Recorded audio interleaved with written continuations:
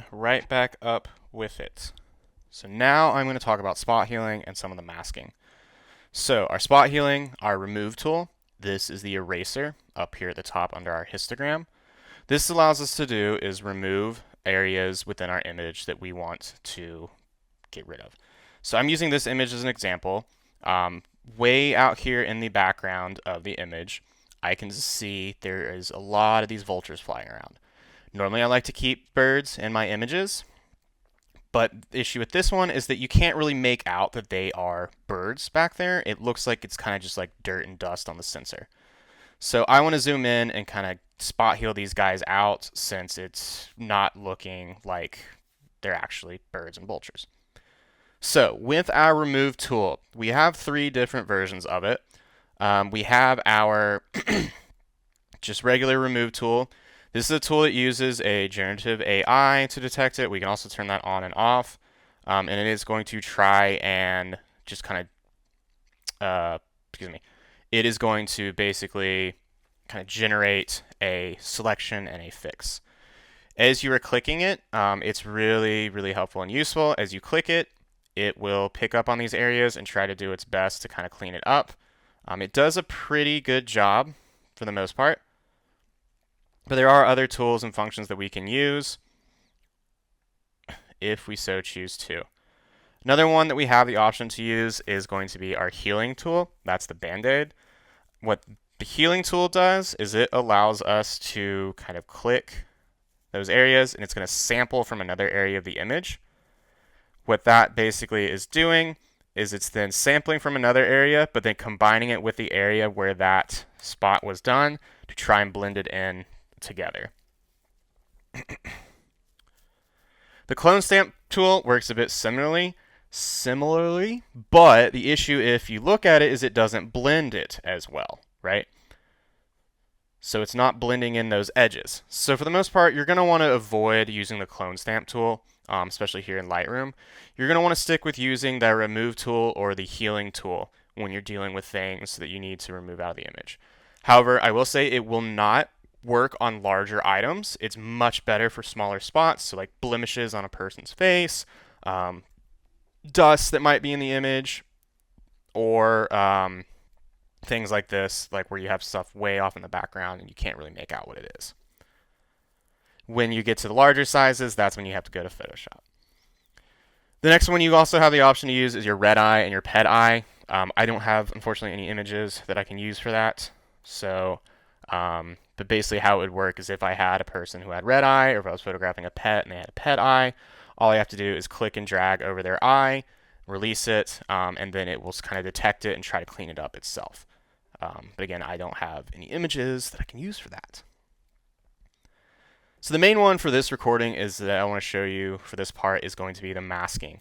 Masking is really, really helpful when we make those more refined edits to specific areas of our image. So if I go back to this one, when I'm starting off up here, we have our top 3, which is going to be our subject, our sky, and our background. So for our subject, if I click this, it's automatically going to detect my subject. And 9 times out of 10, it does a really, really good job unless your subject is in an area with a bit of a similar color. As an example, as we kind of look at this, you can see that it kind of picked up along the edges over here outside of the crane's body. But for the most part, that's not bad. It's looking really good so far. When we are doing masking like this, we're doing it very, very fine-tuned. We're not doing something overboard with it, right? So let me go back out. When you create a mask, you are going to have this little window, this little tab pop up. From here, this is where we can rename our mask, which I highly, highly recommend. It's going to help you a lot. And we can also choose to add to our masks, remove from our masks, or create new masks. We also have the option to have an overlay. The overlay is up to you and optional and how you want to do it. I have mine set up as red, and I have it set to show the affected area that I'm going to be editing. The unaffected area is going to show the background. I like to keep my overlay on so I can see where I'm editing. As I make adjustments, it is going to put the overlay away so I can kind of see it a bit more. When we have that mask selected and we're working on that mask, what we can do is, or as we're looking through it, it's going to look exactly like the basic editing window that we just went through, right? So we still have our tones and our color temps and whatnot. So we can still do those things. We have our point color, we have our curve, and we also have our effects like our texture, clarity, dehaze, and then our sharpness. So for this one, like let's say I want to make the crane pop a bit more. I could add a little bit to exposure, maybe a little to shadows, and make him pop out a bit more. But again, we don't want to go too crazy with it, right? Because we don't want to have those harsh edges. The goal when we're masking is to make sure that it blends together pretty well, right? So I want him to pop out a bit, but I don't want it to be so overtly obvious that it's a mask.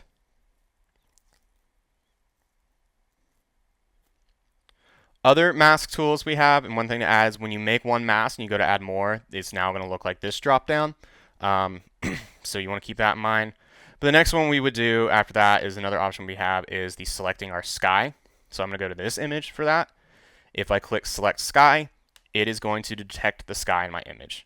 Now again, take note of how it starts to do a bit of an overlay with the trees way out here in the distance.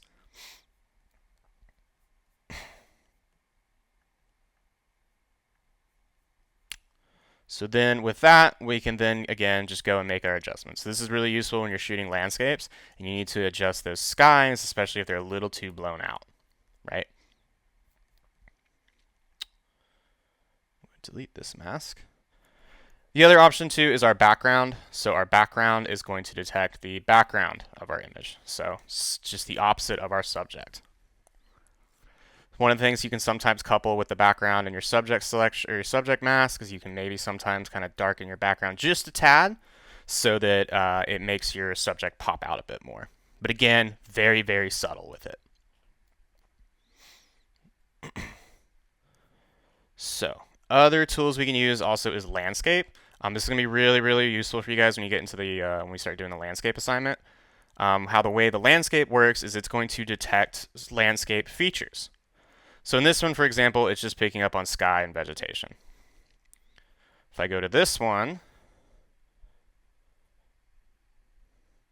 it's picking up on the waterfalls, it's picking up on the plants, it's picking up on kind of what it's calling the mountains, which is the area way out in the distance, and then it's also picking up on the sky. So when I have check marks like this, I can go in and select which of those I want to make masks on.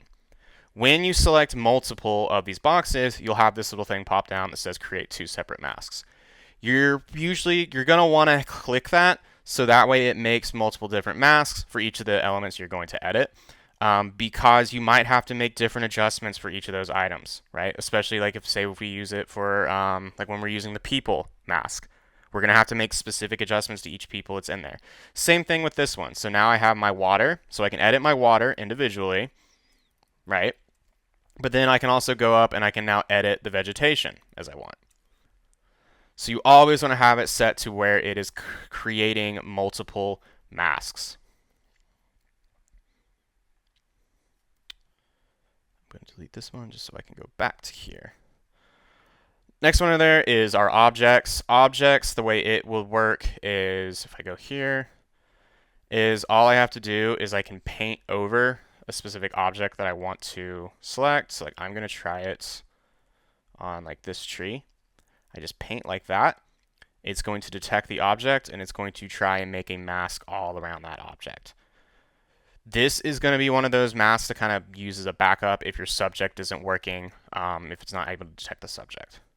Our brush works similarly, except that we are actually brushing it in. So anywhere we brush in, that becomes our masked area. If you'll notice when I was using the brush, I was resizing it. To resize your brush, and this is the same way with your clone stamp, your healing tool, is going to be you can either use the scroll wheel or you can use the bracket keys on your keyboard to adjust the sizing. And then over here, we can also adjust the feathering, the flows, and the density, and so on and so forth. So whether or not we want it to be more of kind of a paintbrush style, or if we want it to be a harder edge. Linear gradients and radial gradients are also a little useful, especially if there's like, say, like one half or one area of the image we want it to be brightened up. So like for this one, it's a little darker over here than it is over there, or a little brighter over here.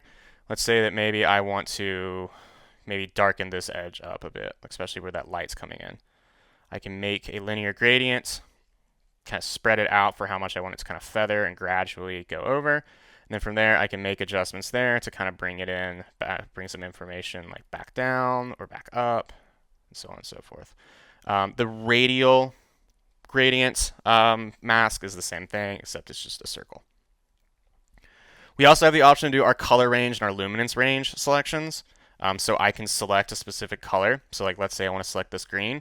It is going to now mask wherever it detects that similar kind of green color in that moss, right? Same thing with luminance range. Luminance range is just going to be those brighter areas. So it's going to look for what any areas that have a similar luminance brightness. Another really useful one here is going to be our people mask, which I need to pull up an image really fast. Where was Epiphany? Here it is. So let me grab an image from here where I know there are people. So I'm going to use this photo since we got quite a lot of people in there. So useful thing with our mask when it comes to our people is Lightroom Classic can detect the people within an image. You'll see here it's picking up on quite a lot of people. It's not getting everybody, but it can pick up on a good number. This is really useful when you're editing group photos of people, such as this. What we can then now do is we can then select the person that we want to edit, or we can select all of the people. So let's say that I just want to edit right here Archbishop. So I can click person 3, and then it'll open up over here showing me all the options I have. You can do the entire person, but then you can also select for very specific areas of them, all the way down to their eye sclera and their iris and their pupils.